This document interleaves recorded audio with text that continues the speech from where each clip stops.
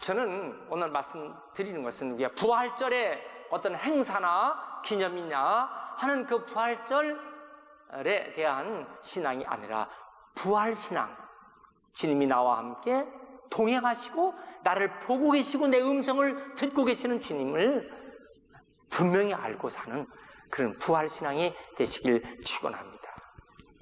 예수님은 평소 제자들에게 말씀하셨어요.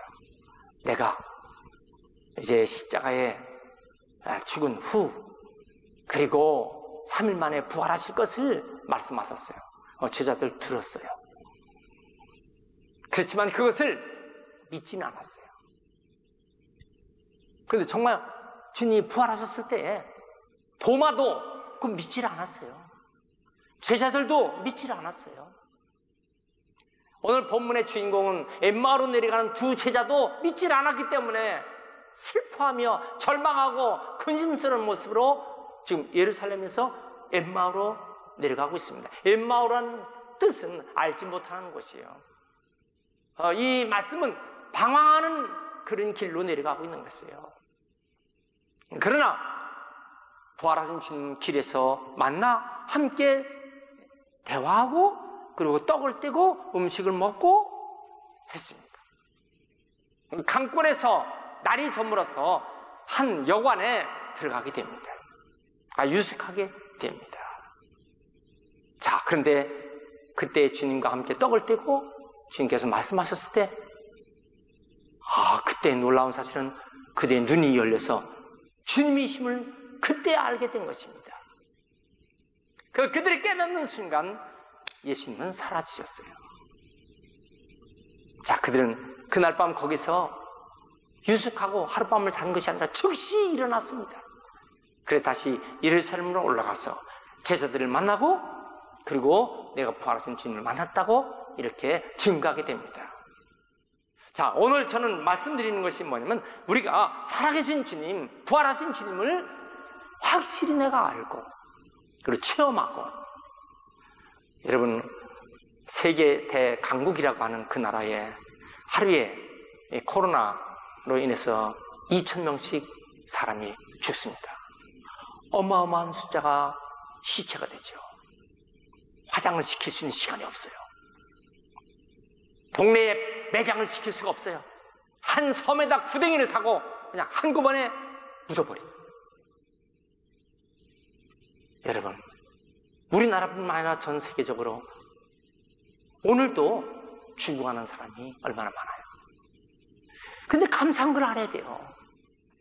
사명이 있는 자는 하나님께서 비록 코로나의 질병 속에서 여러 가지 고통 중에 있고 치료받고 있지만은 하나님의 은총 중에 그 사람은 회복되고 살아나서 완치되는 것이고, 오늘 예배하면서 하나님께 감사하며 드리는 내 생명을 여기까지 지켜주신 하나님, 나를 인도하신 하나님, 이 하나님을 믿고 살아가시는 귀한 믿음들이 있길 축원합니다. 우연일까요? 우연히 내가 지금 여기까지 살아서 지금 이렇게 있는 것입니까? 우리가 주 안에서는 우연이 없습니다. 하나님의 섭리 가운데 우리를 여기까지 인도하시고 살려주시고 내 생명을 예배드리기까지 축복하신 것을 믿으시길 주 이름으로 축원합니다. 인간의 불행이 무엇일까요? 믿지 않는 것입니다. 사실을 믿지 않는 거예요. 사람도 믿지 않는 거예요. 사랑한다가 아무리 말을 해도, 내가 너를 사랑한다 이렇게 말해도 그게 믿어지지 않는 게 문제예요. 그분이 나를 사랑해, 그래도 진정으로 사랑하는 걸 믿어지지 않으니까 매일같이 나 사랑해? 사랑해? 이런 사람이 더 위험해요. 제가 충청도에서 오랫동안 어린 시절 지냈기 때문에 충청도 기질을 압니다. 참 충청도 기질에 그런 것도 있지만은 좋은 것이 있어요. 1년 내내 부부가 사랑한다는 말을 하지 않아도 진짜 사랑하는 걸 믿어요. 평생 동안 사랑한다는 말 그렇게 별로 말을 안 해도 부부가 서로 믿어요. 근데 매일같이 사랑한다 말을 하고 확인을 했음에도 불구하고 그 사랑 믿지 못해서 불행한 사람이 얼마나 많아요. 사람이 이 세상에 살면서 믿지 못하는 것, 여러분, 예수님이 부활하셨어요. 엄연한 사실임에도 불구하고 예수님의 부활은 믿지 않아. 하나의 개념, 이론, 이념만 가지고 있는 것이에요. 여러분, 그렇습니다. 우리가 이론과 실제는 달라요. 우리가 체험을 하는 살아계신 주님, 부활하신 주님과 함께 동행하는 그런 믿음을 가지고 있는 사람이냐, 아니면 부활하셨다더라라고 하는 이론만 가지고 사는 사람이냐.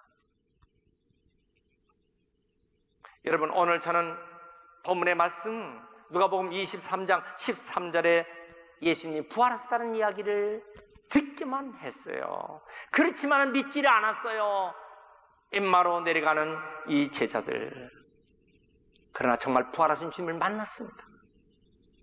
그분의 이야기를 듣고 그분이 떡을 떼어주는 걸 함께 먹었어요. 눈이 밝아져 알아보게 된 것입니다. 놀라운 사실이 나타납니다. 여러분, 부활하신 주님을 만난 사람의 체험의 모습이 어떤 모습이 될까? 오늘 본문이 말씀하는 그 요지를 한 세 가지로 나눠본다면, 첫째, 눈이 밝아졌다는 사실이에요. 31절 말씀 보세요. 그들이 눈이 밝아져 그인 줄 알아보더니 예수는 그들에게 보이지 아니하시는지라 그랬어요. 그런데 오늘 말씀 보기 전에, 그 전에 16절 보니까 그들의 눈이 가리워서 그인 줄 알아보지 못했어요. 눈이 어두워, 눈이 가리워서 예수님 부활하셨는데도 알지 못했던 그들. 17절 후반절 보니까 두 사람이 슬픈 빛을 띠고 머물러 서는 것입니다. 여러분, 오늘 이 말씀에서 무엇을 얘기하고 있습니까? 눈이 열려져야 부활하신 주님을 알아보고 그리고 체험적인 신앙이 되는데, 영안이 열려야 주님이 보여요. 이 말씀은 영안이 열려야 내 자신도 보여지는 것이에요. 여러분, 사람이 자기 자신을 보지 못하기 때문에 기고만장한 사람 많아요. 되지도 못하면서 된 줄 알아. 여러분, 이런 사람들이 이게 문제가 되는 것입니다. 자기를 볼 줄 몰라서 그래요. 자기를 보는 눈이 열리질 않았기 때문에 그래요. 우리가 영안이 열리면 자기 자신을 바라볼 때 부끄럽고, 영안이 열릴 때 우리는 담대하게 살아계신 주님과 함께 동행하게 되는 줄 믿습니다. 평생을 고기잡이 하고 살았던 시몬 베드로, 여러분, 일생 동안 금을 던지고 갈릴리 바다 게네사렛 호수에서 그가 고기 잡는 데는 누구도 따라올 수 없는 명수입니다. 그런데 그날 밤은 이상한 밤이었어요. 밤새껏 분명히 고기가 있어야 될 텐데 한 마리도 잡지 못했어요. 아침 햇살이 떠오르는 그 아침까지 빈금을 싣고 있는 정말 처자식을 위해서 빈손으로 지금 집에를 가야 되는, 이 답답하고 처절한 그의 모습, 한심스러운 모습이죠. 그런데 예수님께서 많은 사람의 무리와 함께 그곳에 오셔서 말씀을 전하셨는데, 베드로의 배를 빌려 타시고 해변에서 조금 떨어져서 말씀을 증거하시고 다 하신 다음에 베드로에게 깊은 데로 가서 그물을 내려 고기를 잡으라 그랬어요. 이론에 맞지 않죠. 해가 떠오르는 그런 밝을 때는 절대로 고기가 깊은 데 있질 않아요. 찬물 속에 깊은 데 있질 않는 거예요. 그러나 말씀에 의지하여 방금 전에 예수님께서 말씀하신 그 말씀 들어보니까 그 말씀에 이해가 되는 거예요. 말씀에 의지해서 내가 그물을 내려 고기를 잡을, 그물을 내리니까 어떻게 됐어요? 고기가 얼마나 많은지 그물이 막 찢어져 나가도록, 여러분 생각해보세요. 팍팍팍 트는 고기가 얼마나 많은지. 두 배의 참기에 이 가득 찬 고기 잡았습니다. 여러분, 그런데 보세요. 즉시 베드로는요, 예수님 앞에 무릎을 꿇고 나는 죄인으로서이다, 주의 나를 떠나소서 그랬어요.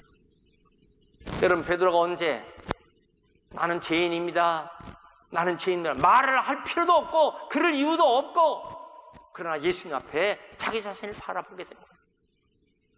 예수님은 목수입니다. 자기는 어부예요. 그런데 주님 말씀 앞에 그는 완전히 깨져버리는 거예요. 자기 자신을 보게 되는 것입니다. 우리가 일생을 살면서 눈이 열리는 사람, 자기 자신을 보게 됩니다. 내가 얼마나 형편없고 내가 얼마나 무지한가. 어쩌면 이 시대 자기 자신을 바라보는 모든 사람들이 돈이, 경제가, 권력이, 그리고 이만한 막강한 힘이 있다고, 여러분, 그가 왕실의 출신이 되든 그 대거부가 되든 두 손 번쩍 들고 자기 자신을 바라보는 코로나19의 사태를 우리는 알아야 합니다. 하나님 앞에 우리가 얼마나 연약하고 얼마나 무력한 존재인가를 알게 되는, 어떤 의미로는 복음을 제대로 알게 되는 그런 기회가 돼서 주님을 의지하는 귀한 믿음들이 우리에게 필요하다는 것입니다. 두 번째, 부활하신 주님 만난 사람은요, 마음이 뜨거워지는 거예요. 32절, 그들이 서로 말하되 길에서 우리에게 말씀을 하시고 우리에게 성경을 풀어주실 때에 우리 속에서 마음이 뜨겁지 아니하더냐. 마음이 뜨거워졌다. Heart burning. 마음이 뜨거워졌어요. 열정이 생겼다 그 말이에요. 차가운 마음, 냉랭한 마음이 뜨거운 마음이 된 거예요. 부정적이고 소극적인 그 마음이요, 긍정적이고 적극적인 마음이 됐다 그 말입니다. 여러분, 이 세상을 살면서 성공한 사람들의 특징 4가지가 있어요. 어떤 사람이 성공합니까? 집중력이 뛰어나야 돼요. 자기가 기술, 재능, 그걸 가지고 집중력이 뛰어나야 돼요. 드릴을 가지고 못을 박아도 집중력이 뛰어난 사람이 그 드릴과 못을 제대로 박는 거예요. 여기 됐다 저기 됐다, 잘 안 되네, 결국 못 들죠. 두 번째, 분명한 목표가 있는 거예요. 실패를 생각하지 않아요. 장애물을 넘어서 비판에 방해받지 않아요. 담대함과 두려움이 있어요. 분명한 목표를 가지고 전진하는 거예요. 결국은 뭡니까? 열정이 있어야 돼요. 뜨거워야 되는 것입니다. 여러분, 이 열정이란 뜨거운 것은 결국 뭐예요? 그건 에너지입니다. 이 사람의 가치의 이 심령이요, 에너지가 있어야 돼요. 열정이 있어야 되는 것입니다. 저는 가만히 보면 차들이 지나가는 그 걷는 길에 차들이 다 정지 붉은 신호에서 건너가는 길은 이제 파란 신호에서 건너갑니다. 근데 어떤 사람은 건너갈 때 보면 그냥 부지런히 갑니다. 근데 어떤 사람은요, 일부러 천천히 갑니다. 좌우좌우. 뭐냐면 이 거리는 내 거리고 이 거리는 내가 천천히 걸어가, 아직도 초수가 15초 남았으니까 이제 그렇게 하는 거예요. 근데 내가 차에서 가만히 있다, 아이고 저 사람이 무지한 사람. 여러분, 내가 비록 걸어가는 시간이지만 좀 빨리 가면 안 돼요? 그걸 내 시간이라서 좌우 이렇게 하고 갑니까? 우리가 생각을 해야 돼요. 내가 모습이 어떤 모습이냐. 내가 지금 열정적으로 매사를 그렇게 살아가고 있는 사람이냐. 이거 다 걸어가고 목표를 향해서 가는데 목표가 없어. 네 번째는 뭡니까? 성공한 사람은요, 연습, 훈련이 철저히 된 사람들이에요.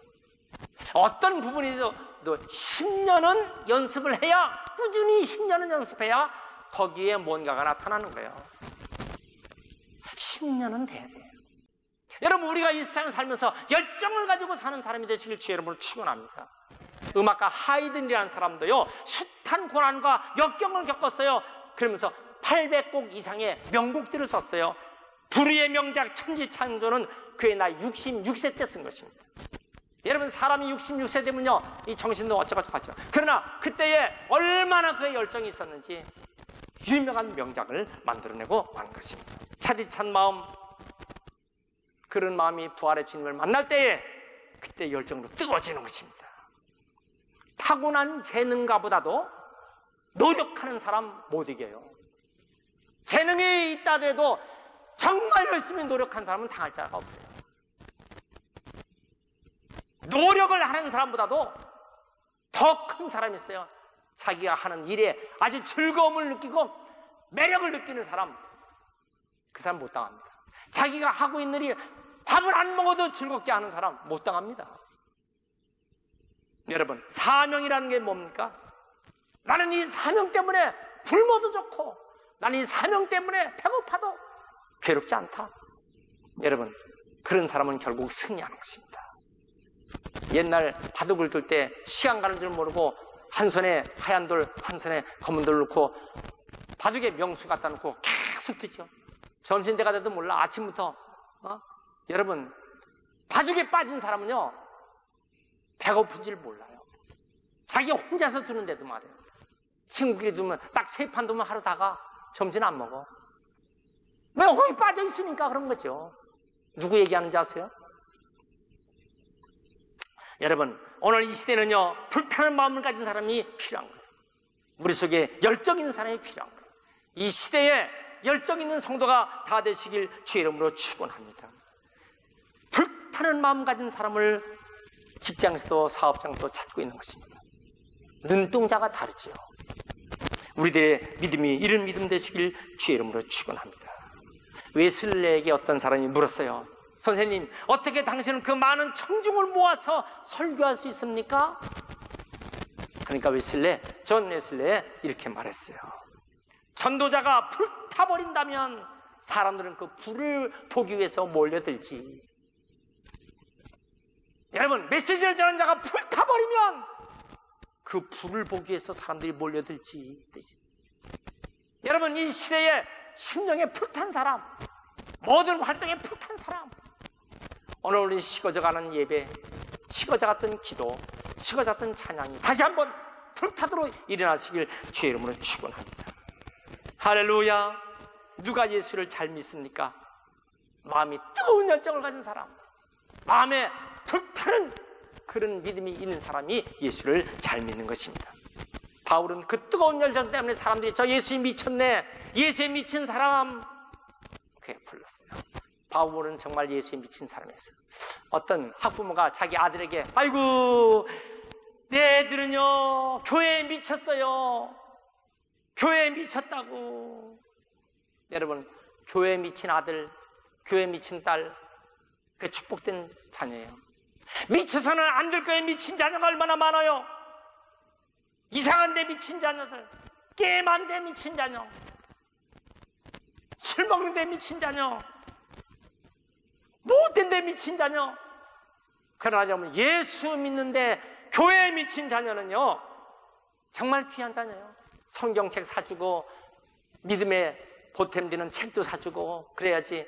여러분, 세상적인 지식 때문에 얼마나 비쌉니까? 수십만 원씩 되는 책을 갖다가 줘봐야 그 자녀가 정말 소망이 있습니까? 신앙의 서적을 사주면서 넌 이 말씀대로 좀 살아. 그 자녀는 분명히 시대의 주인공이 될 줄 믿습니다. 마지막 3번째 주님, 부활하신 주님 만 사람은 변화되었어요. 어떻게 변화됐습니까? 23절 보세요. 유숙하려고 들어간 장소에 그 여관방에서 자지 않고 그때에 즉시 일어나서 예루살렘으로 올라가는 것이죠. 왜요? 절망이 기쁨으로 바뀌어졌기 때문에.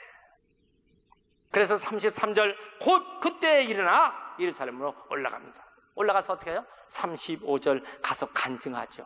가서 증거하죠. 내가 부활하신 주님 만났다고 완전히 변화된 사람이 되는 것입니다. 엠마오로 내려갔던 그 제자들, 이제는 희망을 잃어버렸지만 그 희망으로 충만한 제자들이 된 것입니다. 인생을 불행을 치료하는 약은 뭡니까? 인생의 불행을 치료하는 약은 뭐예요? 희망입니다. 나이에 상관없어요. 희망 있는 사람, 몸이 불편하고 환경이 어려워도 희망 있는 사람은 이겨나가는 것입니다. 여러분, 코로나19라고 하는 질병이 9월달 가야 백신이 나오고 그때 가야 이제 치료약이 어떻게 나온다고 하지만 오늘날도 여러분, 완치되는 사람은 뭐예요? 이 심령 속에 희망 있는 사람. 나는 주님 의지해서 일어난다. 희망 있는 사람은 승리한다. 여러분, 희망이 없는 사람은 어두워요. 희망이 없는 사람은 소망이 없어요. 가정의 자녀들이 희망이 있어야 부모가 자녀를 기를 맛이 있는 거예요. 자녀가 희망이 없다, 남편이 희망이 없다, 아내가 희망이 없다, 얼마나 불행합니까? 성도들이 희망이 없다, 안 되죠. 교회가 희망이 없다, 안 되죠. 교회가 희망을 가져야 돼요. 여러분, 이 나라가 희망을 가져야 됩니다. 여러분, 우리 모두가 희망을 갖는 성도가 되시길 주의 이름으로 축원합니다. 믿습니까? 구세군 창시자 윌리엄 부스는 젊어서 중병을 앓았어요. 의사가 1년밖에 살 수가 없다고 그랬어요. 그런데 자기는 1년밖에 살 수 없는 자기 몸을 가지고 죽을 각오로 전도해야지, 내가 전도하다 죽겠다. 결국 84세까지 건강하게 살았어요.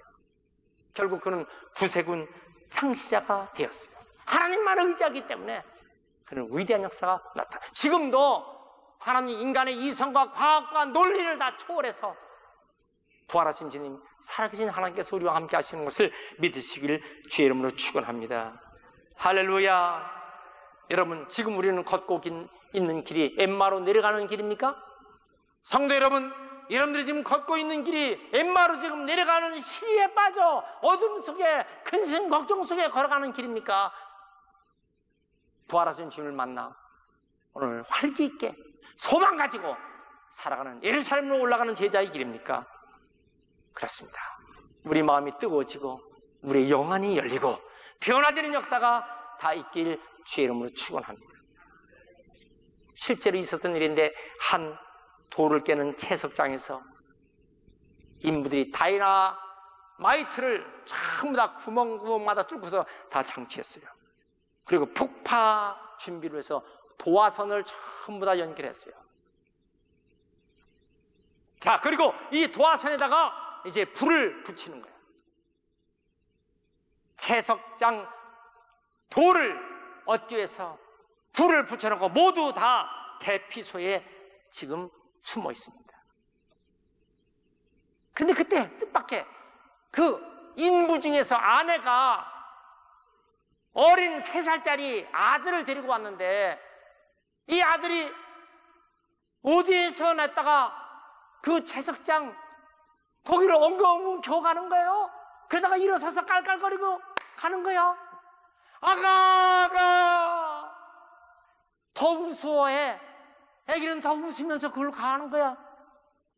여러분, 이 몇 초 지나가면요 폭파하는데 아무도 지금 갈 수가 없는 거야. 이미 불은 붙어서. 그런데 엄마가 아가 두 팔을 벌리고 자기 가슴을 다 벌리고 아가 이 아기가요 깔깔깔 웃으면서 엄마를 쳐다보더니 아장아장 걸어오는 거예요. 엄마가 이 아기를 앉자마자 대피소를 피하니까 동시에 폭파가 이루어집니다. 여러분, 오늘 저는 이 말씀에서 뭐냐면, 생명의 주, 생명의 예수님 우리를 향해서 두 팔 벌리고 오라고 하신 거예요. 지금이 폭파 직전이에요. 주님 오시기 임박해서 이 땅의 폭파 직전입니다. 우리가 살 길은 주님 품 안에 들어와야 됩니다. 살아계신 주님 품 안에 들어와야 합니다. 여러분, 이 믿음이 우리 모든 신용에 다 충만하길 축원합니다. 예수님의 무덤은 빈 무덤이에요. 예수님의 시신은 이 땅에 없습니다. 예수님은 부활하셔서 하나님 우편에 계시고 우리를 지금 보고 계시고 성령을 보내셔서 주님 오실 때까지 이 땅에서 뜨거운 믿음으로, 영안이 열린 믿음으로, 변화된 삶으로 주님의 제자 되는 삶, 하나님의 자녀 되는 삶을 살기를 원하십니다. 이 부활절, 부활신앙이 우리에게 다 충만하여 사시길 주 이름으로 축원합니다.